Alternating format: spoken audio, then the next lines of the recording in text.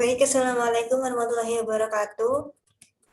Di sini saya Natanindia akan menjelaskan tugas UAS, yaitu analisis laporan keuangan dengan perusahaan, yaitu Matahari Department Store, TBK, dalam jutaan rupiah. Matahari Department Store, TBK adalah perusahaan yang bergerak di bidang fashion, aksesoris, dan kecantikan hingga peralatan rumah tangga dengan harga yang terjangkau. Lalu, posisi Matahari Department Store didukung oleh jajaran merek eksklusif yang diusungnya, yang dijual di berbagai cabang di Indonesia. Sejak itu, Matahari terus berkembang menjadi perusahaan nasional, dan saham Matahari ditawarkan kepada publik oleh Asia Color Company Limited dan PT Multipolar Tbk pada tahun 2013.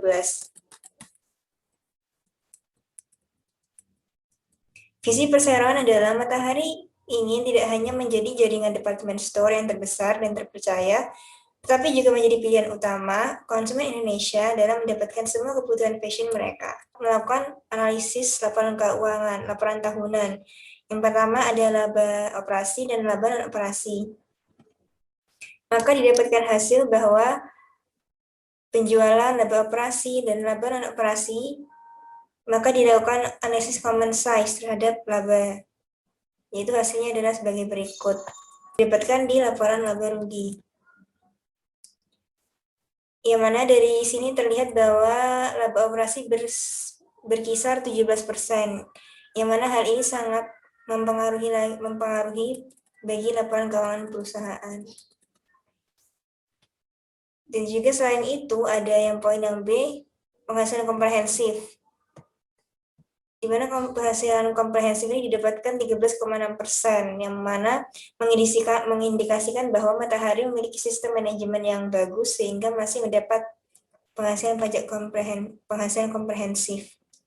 Lalu ada pos luar biasa, pos khusus, dan operasi. Di sini terdapat pengukuran kembali atas kewajiban imbalan kerja sebesar 0,4 dan beban pajak penghasilan itu minus 0,8. Di sini dapat disimpulkan bahwa Matahari dapat melakukan pengukuran kembali atas kewajiban imbalan kerja dengan tepat. Lalu perubahan akuntansi yang dialami oleh perusahaan yaitu peningkatan penjualan barang dagangan pada periode tahun 2015 sampai 2019 disebabkan oleh penambahan gerai baru.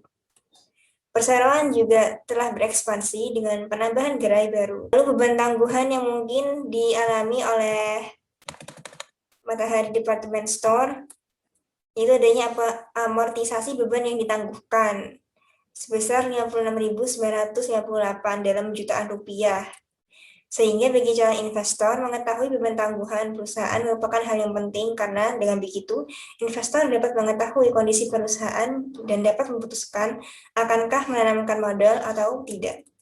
Lalu perusahaan memberikan imbal kerja tambahan kepada karyawan seperti asuransi kesehatan dan juga adanya dana pensiun. Dan dampaknya yaitu Matahari dikenal sebagai perusahaan yang memprioritaskan kemaslahatan dan keamanan karyawan. Lalu laba bersahamnya didapatkan 492, yang mana nilai ini sesuai dengan laporan laba rugi perusahaan. Sedangkan Matahari tidak mempunyai efek berpotensi saham biasa yang dilutif. Maka dari itu, Matahari ini lebih berpotensi atau lebih cocok dengan struktur model yang sederhana, yaitu analisis imbal hasil aset operasi neto, imbal hasil ekuitas pemegang saham. Jadi 5 yang A ini mencari RNOA, di mana didapat dari NOPAT dibagi NOA sama dengan 0,779.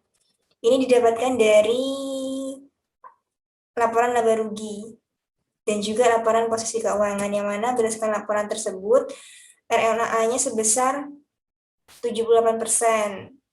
Dari situ merupakan hasil yang baik, di mana Matahari dapat menghasilkan RNOA yang mendekati 100%. Lalu ROCE atau imbal hasil atas ekuitas saham biasa didapatkan sebesar 76%, yang mana hal tersebut merupakan hasil yang baik, di mana Matahari dapat menghasilkan ROCE mendekati 100%, dan juga ROCE ini akan mempengaruhi dari kenaikan ekuitasnya juga. Ya, RNOA dipengaruhi oleh leverage. Di sini didapatkan sebesar 77,9%. Dari sini sama dengan kalau dibulatkan itu 78%. Di mana hasil perhitungan tersebut ini juga sudah terlihat pada laporan posisi keuangan, dan ini menunjukkan bahwa kondisi keuangan perusahaan itu sedang membaik dan stabil. Yang keempat ini adalah berhubungan dengan perputaran aset operasi bersihnya, sehingga didapatkan 77,93 atau 78%, sehingga nilainya tidak jauh berbeda dengan RNOA yang dipengaruhi oleh leverage, sehingga perusahaan ini memiliki kondisi keuangan yang stabil. Lalu yang analisis kelima yaitu imbal hasil ekuitas saham biasa yang dipengaruhi oleh leverage, di mana didapatkan hasil sebesar 76,74, yang mana dari sekian laba yang dimiliki oleh perusahaan, ROJE yang didapatkan yaitu 76,74%.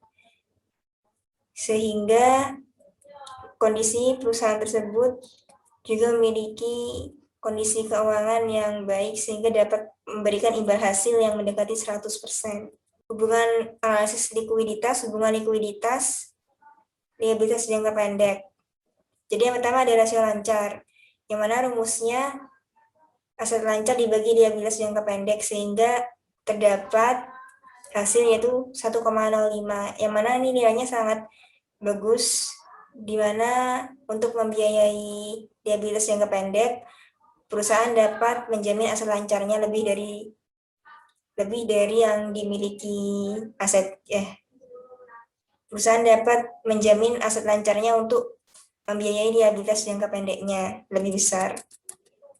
Lalu rasio kas terhadap aset lancar sebesar 42,66, sehingga dapat disimpulkan bahwa sebesar 42% kas perusahaan dapat dijamin untuk membayar aset lancar, di mana kas adalah aset paling liquid untuk melakukan pembayaran utang. Dan juga rasio kas terhadap liabilitas jangka pendek itu ada kas dan setara kas dibagi dengan liabilitas jangka pendek yang didapatkan hasil yaitu 45%, sehingga dari 45% ini kas dapat menjamin sebesar 45,13% atas liabilitas yang dimilikinya, liabilitas jangka pendek. Rasio perputaran piutang usaha sebesar 0,8 kali. Perputarannya sebesar 0,8 kali, yang mana membuktikan bahwa perusahaan ini tidak menitik beratkan untuk melakukan perputaran piutang karena perusahaan ini menjalankan usahanya secara tunai, tidak secara kredit, sehingga perputaran piutangnya terbilang jarang. Dan jumlah hari penjualan dalam piutangnya itu 3 kali. 3 hari. Dan hasil perputaran persediaan itu 3 kali, 3,45 kali. Jadi tergolong jarang dalam melakukan perputaran persediaannya. Sedangkan jumlah hari penjualan dalam persediaannya sebesar 95 hari. Jadi 95 hari sekali perusahaan itu melakukan perputaran persediaan. 95 hari sekali dalam setahun.